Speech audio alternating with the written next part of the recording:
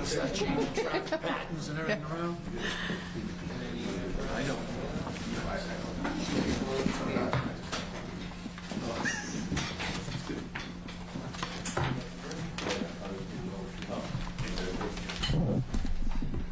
We're good? Sound is good? Okay, great. Well, thanks for coming out, everyone. Thank you for keeping all of our residents informed, and I want to thank all of our residents for doing a great job so far of staying in, staying safe. We wanted to give a little bit of an update on where we stand now and the cleanup efforts that will be to come. So, first of all, I am incredibly honored every day to work alongside the best coworkers on the planet, but really it is during these winter storms and times when every single department has to be all hands on deck, 24 hours, that you really see what service means in Boston. And so to every one of our city workers, thank you for all that you do. Thank you for working the incredibly long shifts, for staying at this, for tackling now we're now at 40 inches of snow before the storm started, and I imagine we will be breaking some records as we see how the numbers settle over the next couple of hours as well. So thank you to everyone for staying home and hunkering down in this historic nor'easter. We have had fewer EMS and fire calls than usual, and that shows that the city is doing a great job of staying off the roads. I know that means a lot to our first responders and plow operators who are out there doing their best, and they've been doing that under incredibly difficult conditions. The snow really picked up around 5 a.m. The wind was howling, gusts upwards of 50 miles an hour, and the rate of snowfall creating whiteout conditions. Anything that's greater than about ½ an inch per hour is very, very difficult to maintain and keep up with in terms of our plows getting the pavement clear. We saw upwards of 2 inches an hour for several hours and met the official criteria for a blizzard as deemed by the National Weather Service, and the snow has continued to come down. The snow emergency remains in effect right now, and we need everyone to continue to stay home because going out can make things more difficult and more dangerous for our public works teams and for first responders who are on the roads as well. Our latest forecast projects snowfall until about 6 p.m., so we're nearing the end of it, but then another inch or so between 6 and 9 p.m. when accumulation should stop. We're asking residents, as soon as the snow does stop, please try and when you're able to shovel out your sidewalks and cars, fire hydrants, please shovel sidewalks at least 42 inches across so all our neighbors can get around and shovel all the way from the front of your property to the crosswalk. The city has been working in lockstep across departments to respond to the storm, and we are seeing the numbers come in on all fronts.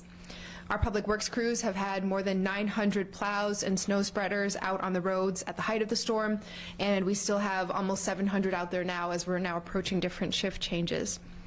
EMS teams have responded to calls in a timely manner despite the conditions, and I want to thank everyone who called 911 when they saw someone outside who was not dressed for the weather or prepared.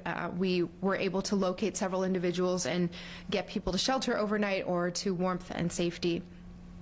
I spent a little bit of time last night at the Pine Street Inn with the outreach workers who were preparing to go back out yesterday night when the outreach van. We have an incredible group of community providers who come together with the city's outreach teams, our Public Health Commission, and our housing and homelessness efforts to make sure that every single person can have that transportation and have the services they needed to stay safe and to stay warm. And our language and communications access team recorded public safety messages in 10 different languages that were put out over the vans going out with speakerphones to keep residents informed about the snow emergency and the parking ban. I want to thank our 311 call takers who have been receiving those calls at a steady clip as well. Everyone who has been reporting downed trees or other issues, it's incredibly helpful to have that all in our system, and we're getting out there and responding to those requests as quickly as possible. So far, Boston has not received any reports of flooding, which we're very thankful for, but we have responded to about 25 down tree calls so far, and we have had some limited power outages. Many of those have been resolved, and we know that for those residents who are experiencing that is quite scary, but the number, thankfully, has been far less than we've seen in other parts of the state. This storm combined a lot of heavy snow with incredibly high winds speeds, which means it will take us a little bit to dig out. So some updates for the next 24 hours. We are canceling school again tomorrow, and we will be delaying the opening of libraries and community centers until 12 noon tomorrow. All other city buildings will operate on regular hours. Our crews will be working overnight and all day tomorrow to widen the streets, concentrating on main arteries and school access roads. And so to help them work and to just try to get that done faster and better, we are maintaining the snow emergency and parking ban until at least 6 p.m. tomorrow. After the snow stops, please shovel out your cars sooner than later so our plows don't have to redo their work, and try to not throw the snow into the street or into the sidewalk. Try to pile it in front of or behind the cars. Each of our neighborhood liaisons will also be holding Love Your Block volunteer shoveling meetups tomorrow to clean out problematic areas. We have been tracking with the previous storms this season which areas have had more calls come in for different snowbanks or other issues that might have been private property or MBTA or state property, but we will get out there with those shovels, and thank you to everyone who's interested in volunteering and joining us. You can help out, find out where all those locations are at boston.gov/shovel. So stay safe, stay warm, and if you see anyone outside who needs help, please call 911 right away so we can get support out to them. For all non-emergency issues during and after the storm, please call 311 or use the 311 app. I do want to note because we've had so much snow already leading into this storm, the streets team has been really getting feedback, whether it's from our cyclist community or from neighborhood leaders or other residents, to understand how we could do things better as well. So we're trying out some new things, for example, holding that parking ban a little bit longer just to give more time to plow all the way to the curb before those parked cars start getting back into the snow. We also are going to be, you'll hear about this shortly, I believe, piling the snow away from intersections and concentrating more on removal so we can get those snowbanks away from the intersections. They'll be temporarily in where the parked cars would be, kind of mid-block, but then taken away to snow farms and then melted over there. So we know that this takes a ton of patience from everyone. Our #1 goal is to make sure that everybody is safe. And then we want to get the city back up and running, get schools back open as quickly as possible, and make sure that we remember that we are a winter city. We're a New England city. We know how to do this. There will be piles of snow for some time as we continue to dig out. So I ask for everyone's patience, and thank you for being a good neighbor to all of your neighbors and community members as well. Okay, one more time in Spanish, and then I'll pass it over to Chief Gove. Gracias, buenas noches, gracias por quedarse en casa a través de esta tormenta histórica. Hemos tenido menos llamadas para paramédicos y bomberos de lo normal, cual significa que están haciendo un gran trabajo manteniéndose fuera de las carreteras. Y sé que eso significa mucho para nuestros trabajadores que están haciendo lo mejor que pueden ahora mismo.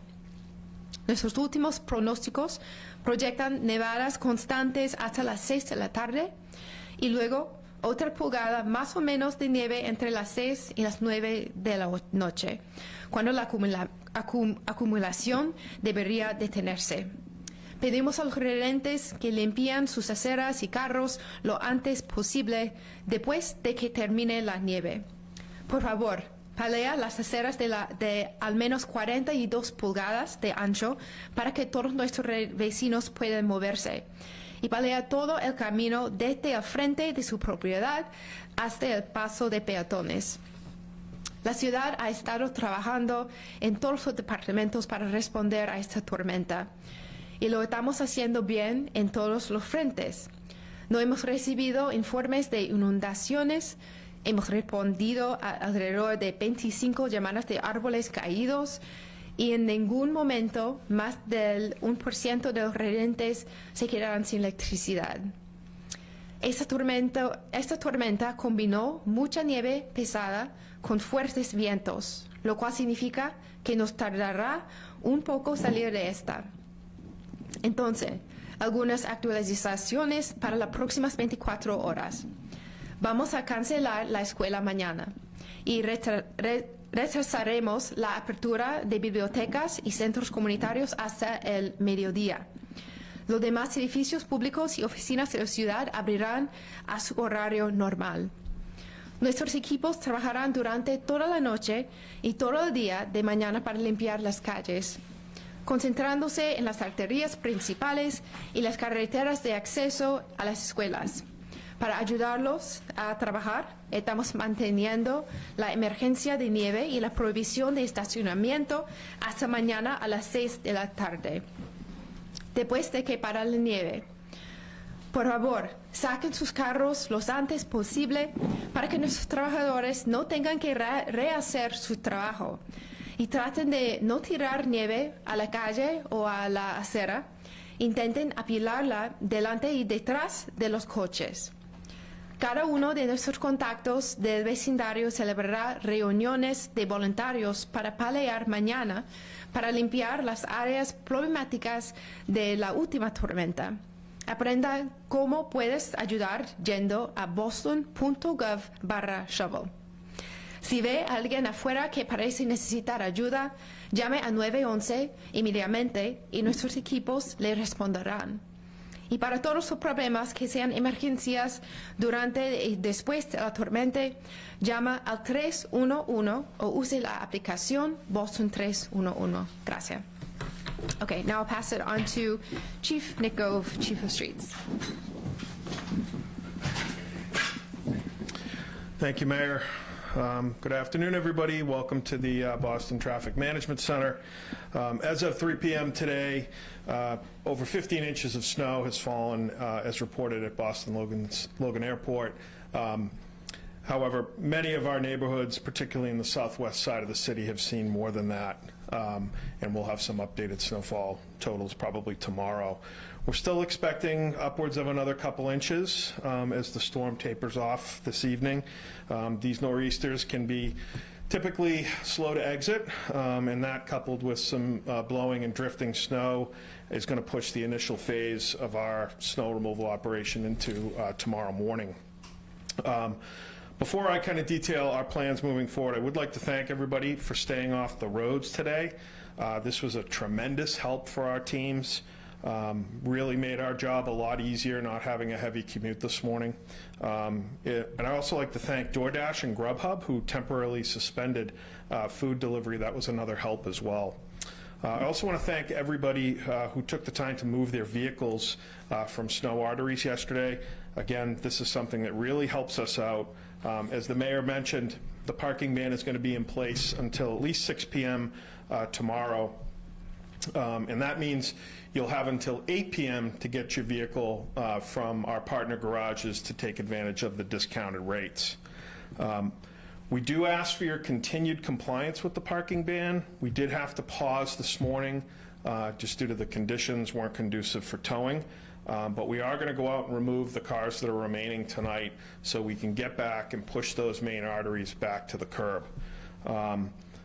Reminder on trash and recycling pickup, everything is delayed by 1 day this week. So Monday's collection will start tomorrow. Again, please try to put trash at a visible location. Really helps these sanitation teams. They're gonna have a tough week. And then also for buildings who have containers and dumpsters, we just ask that there's an accessible route to those assets so the trucks can get in there. We've maintained a significant presence throughout the storm. We've had over 900 pieces of equipment at the height of the storm. Our salt supply remains steady. We are conserving that, though, given you know, the cycle we're in and another system that we're currently forecasting. Once the storm tapers off tonight, we're going to push back streets to the curb. We're going to be trying some of the new methods that the mayor mentioned. People may see some large piles mid-block on these main routes. We'll be back to remove those tomorrow and other nights this week.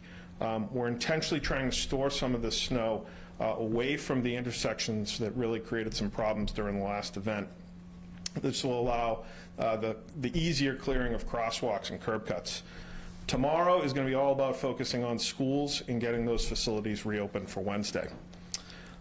We understand many of you are going to be digging out tomorrow yourselves, and we really ask that you don't throw snow back into the street. When we have to return to plow, that snow is eventually going to end up back in the curb cuts. that you've worked very hard to clear out. So we just ask for your patience. If you can, work as a neighborhood to do the clean out of your streets, particularly clearing out parking spaces. We understand side streets are really tight in some neighborhoods, and we just ask for everybody's patience while we work through that. Fortunately, we are not forecasting an extended period of sub-freezing conditions like we did last month. Storm cleanup is far from over, but I do want to thank our city employees and contractors who've worked tirelessly over the last 24 hours and who will continue to work all week to keep the city open and accessible. We do anticipate snow removal is going to run right through the weekend. As I mentioned, we are forecasting a small clipper system potentially Wednesday into Thursday, which may pause some of that operation, but we will get back on it as soon as we can. And as always, we are looking at the long-term forecast too. So we'll be making sure that we prioritize so we're ready for the next event.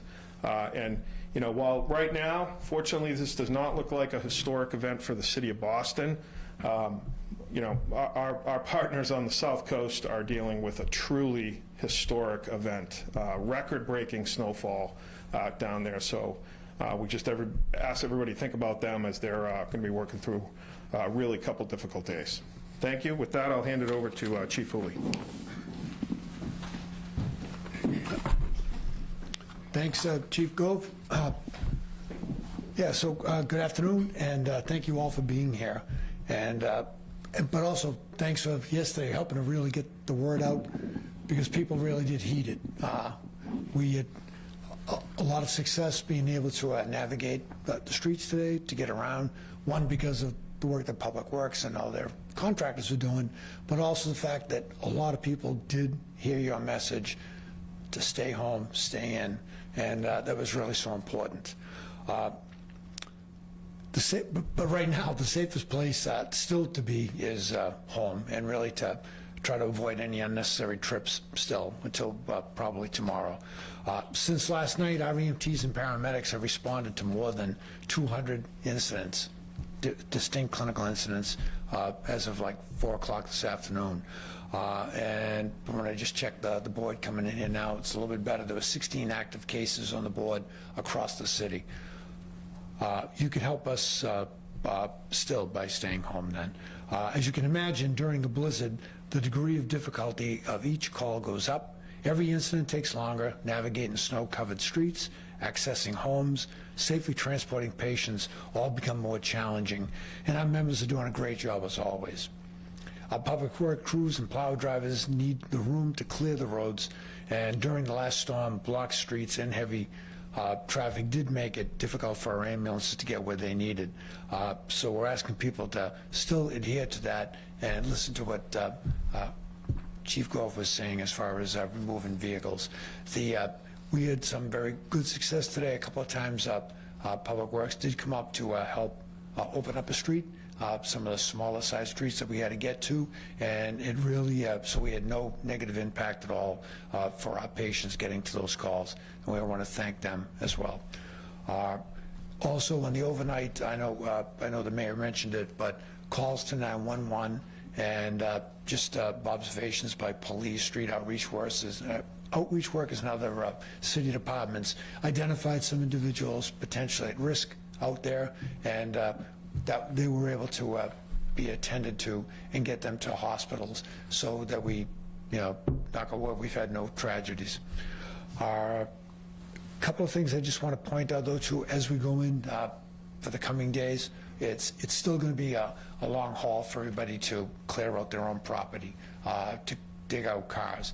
The snow's heavy. I tried my hand at it this morning before I came to work, and I'll get back to that later. It's so you really have to pace yourself, particularly if you have any kind of underlying medical conditions. Certainly if you have cardiac disease or something else, you should really think about, if possible, hiring someone to do it. If not, maybe get a family member, a friend, maybe a neighborhood kid who's got no school tomorrow too, to get out there and see if they can't help you out with some of that. If you experience difficulty, shortness of breath, chest pain, any kind of tightness, like a stop, rest, if it doesn't go away immediately, then call 911 and have us come check you out, please. The other point I just want to reiterate we made yesterday was about carbon monoxide, as it is a risk indoors and out. Outside, it's a risk if clearing cars. When we get successive snowfalls and you get potential blockage around exhaust pipes, you can get a buildup of carbon monoxide in the cars, and if somebody's sitting in the car while it's running and you're clearing it around, you could be potentially putting them in a really, really hazardous, dangerous environment. So try not to do that. Keep the windows open when the car's running, and until you have it all completely cleared out. The second thing is, like, if you wind up with any issues in the home, losing heat, heating with ovens, heating with stoves, besides other fire hazards that the commissioner can tell you about, is also can really boost the carbon monoxide level in the homes.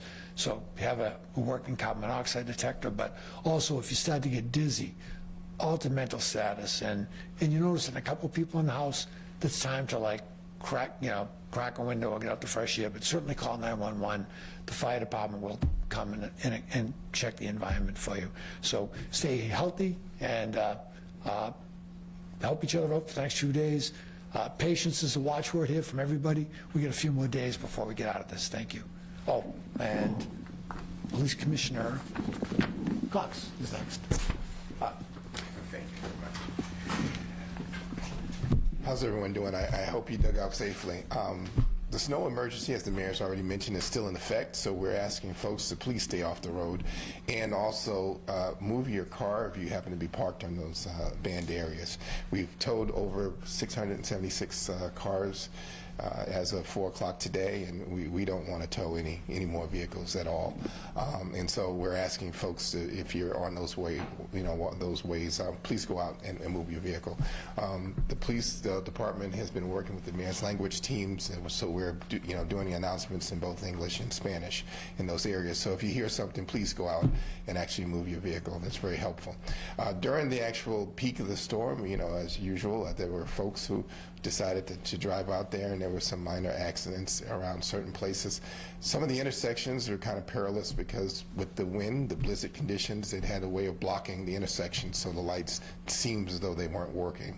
So we're asking folks, until this emergency is actually over, please stay off the roads and allow public safety to do their jobs, and public works to, more importantly, make sure our streets and sidewalks are clear. And outside of that, if people see anyone who needs any help along with the roadways, or any shelter or any emergency services, please dial 911, not 311, and we will make sure that we get those people the help that they need. So thank you very much. And up next is Chief Burke. I'm sorry, Commissioner. Thank you, Commissioner. I'd just like to say in advance, thank everybody that's going to clean out their hydrant. But I second Chief Hooley's advice. If you have any physical impairments, don't do it. Firefighters are very grateful that you do it for them, but they will be there tomorrow.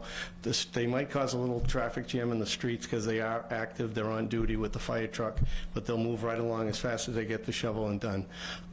There's one other issue. Power lines down, any type of line down, nobody should go near it. You don't know if it's live or not. Please dial 911. We have extra staff on duty tonight and last night that stay by the lines that are down, waiting for Eversource to come and shut the power down. So please, nobody, no children, nobody should go near power lines or any lines that are down. You don't know if they're cable or power. But thank you very much, everybody. Hi, good evening, everyone. My name is Agent Jordan, Chief of Emergency Preparedness. I just had one ask, that the residents sign up for boston.gov/alerts. That's where you can get your multilingual information about what's going on in the city in a real-time basis. Not only does it help our other city platforms, but here you can get it directly to your phone for the folks that aren't internet savvy, whatever it is. You can get it in the form of a text or in the form of a message. And I think it's a real good platform for city residents, especially for the elderly. So please, when you get a chance, boston.gov/alerts. The other thing I wanted to bring to the forefront is our elderly residents here in the city, and understanding that there's city resources available for our elderly folks here as it relates to, let's say you have down wires, trees on your property. there is help here in the city. And a lot of it's on the website, so please, we are here to help. We are coordinated in everything that we do, and I wanted to thank you guys for highlighting the message for us over the last couple of days, and I just wanted to say thank you. Questions? I want to ask about, in the last storm, there was a 62-year-old man who died outside South Station.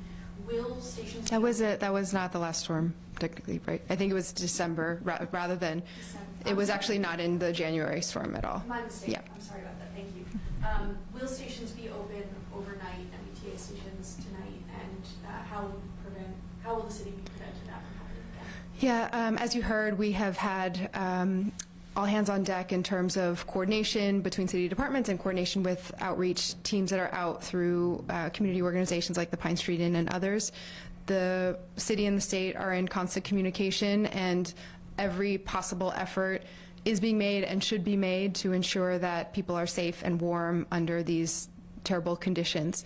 You know, the goal is that when people, our goal is that no one should be out on the street. And the shelters are there. They are at capacity, but finding additional capacity, and they work really hard in partnership with the city to do that. And so anyone who is out should be connected with and then given transportation to get to somewhere indoors. And so that is the plan, and that's the type of work that's already been happening. I believe the number that I had from our housing team, which we can verify for you, is something like 54 people were picked up and identified who needed to get indoors last night, overnight, and were able to get into shelter. For the people who don't want to accept help in that way, will MBTA stations be open, like South Station? My understanding is that every effort is being made so that people can be in a safe place indoors. Just a quick question. In the last storm, and you referenced this in your remarks, I had heard from people, particularly in Dorchester and Roxbury, who felt like that parking ban was lifted early, cars were in, and then streets couldn't get cleared. It sounds like you've heard similar feedback. I'm wondering if you can explain to people what goes into the decision to lift it and when. Yeah, so I think there were two pieces that we had heard from the last storm. One is when the ban itself was lifted, and then the other was how much notice people had that the ban was about to be lifted. And so we wanted to give more time on both fronts this time around, because we know you're rearranging your lives to go schlep out to the garage and get the car and get it back out there before the rates go up. So we wanted to give plenty of notice that this ban will now be in effect at least through 6 p.m. tomorrow. The hope is that at that point the weather and the snow and cleanup looks okay, but we will at closer to that time give official word as to when it is going to be lifted. And when it is kept in place longer, again, we know it is a lot of patience that's required from residents as to the disruption, but it really allows the plows then to get the snow cleared all the way to the curb, as opposed to there might be a car here or there and you can't clear it all the way, and then it kind of builds up around the vehicle, and then it ends up all back in the street or on the sidewalk anyway. Could you just explain what goes into making the decision? What metrics do you look at? Or? Yeah, Nick, do you want to say more about that? Sure. So in the last event, you know, the majority of the snowfall came down between Sunday afternoon and Monday morning. And unfortunately, but we ended up, what was originally forecasted as just a couple inches for that Monday night ended up being over 5 inches of snow. So, you know, we had lifted the ban early on Monday evening, and unfortunately we spent most of Monday night chasing that additional snowfall, and we lost the opportunity to do some of that snow removal that we would have liked to have done. By extending the ban this time, as the mayor mentioned, this is going to give us a lot more time to push back to the curb, even hopefully make up some space from the first storm. So also that we can get in there with some of that heavy equipment to actually pile and do some of the removal as well. Some of this will be based on, would you say, when the clearance is to a degree that we feel it's Exactly. ready to be- Yeah. And then lastly, Commissioner, I think we saw some ATVs out on Huntington Ave. Are those new, or what's? No, we've had the Polaris vehicles since I think when I came in 22. We're using the community policing vehicles to get people out, but they also work well in the snow as well. So, yes. Can you talk about the evolving nature of these snow emergencies? Boston hasn't had a winter like this in quite some time, so was there a bit of kind of like an on-ramp for you guys? And how have you evolved in terms of making plans for future storms?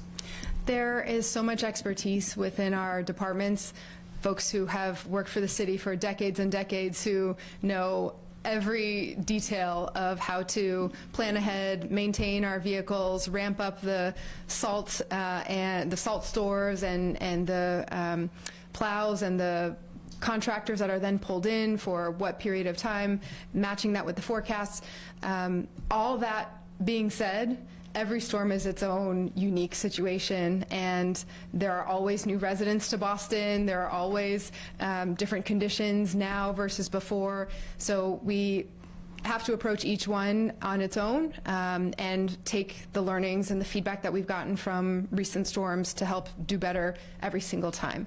I think the challenge last time around was really that the temperatures were extremely low afterwards and stayed low for a very, very long period of time, which made it hard for people to be outside for long periods shoveling. It also meant that snow that got packed down and wasn't cleared away right away turned into ice and was very dangerous. And then those snowbanks kind of hardened over time and then were even more difficult, and you really couldn't get at it with a shovel, and we had to get equipment out there to get at it. So hopefully the temperatures will stay a little bit more cooperative this time around, but what we had this time that we didn't have last time was the very, very strong winds. And so many more downed trees, many more power outages, snow that is heavy and wet, and a true nor'easter rather than just kind of a lot but light and fluffy. And so all those conditions make each one a fun and unique, different challenge, and it requires everyone to come together across the city and have patience as we're taking care of each other and digging out collectively.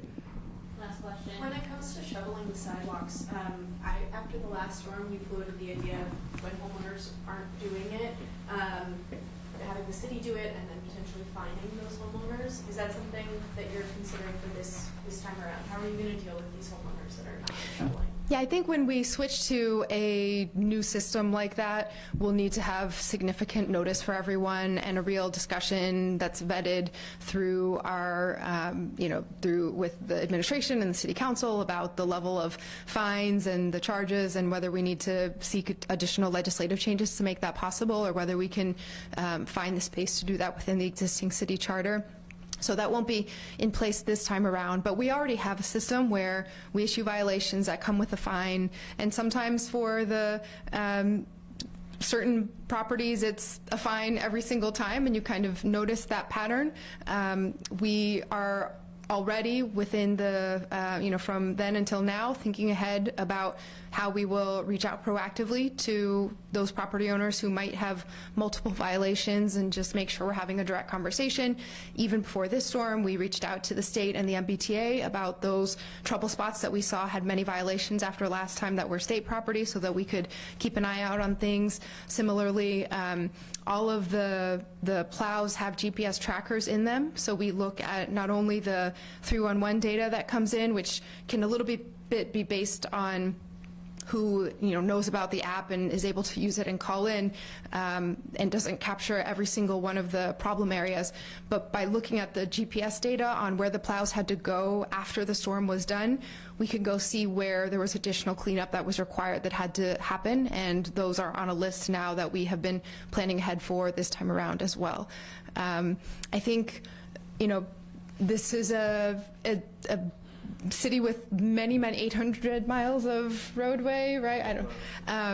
And many hundreds of miles of sidewalk. It's not feasible for the city to, for the scale and capacity that it would take for the city to assume the responsibility for every foot of sidewalk is not something that's possible at this moment.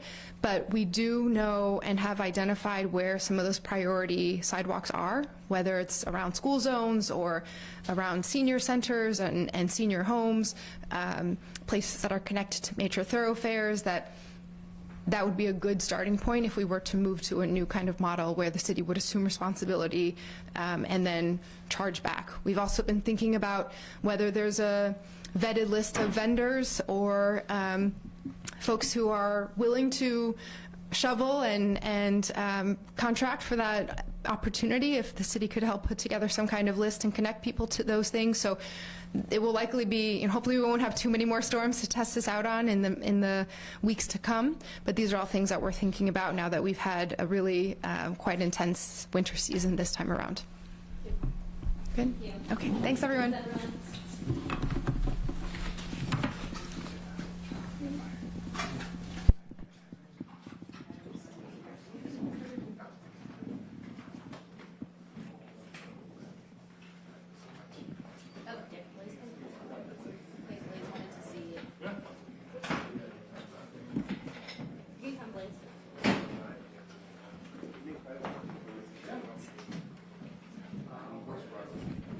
Is it?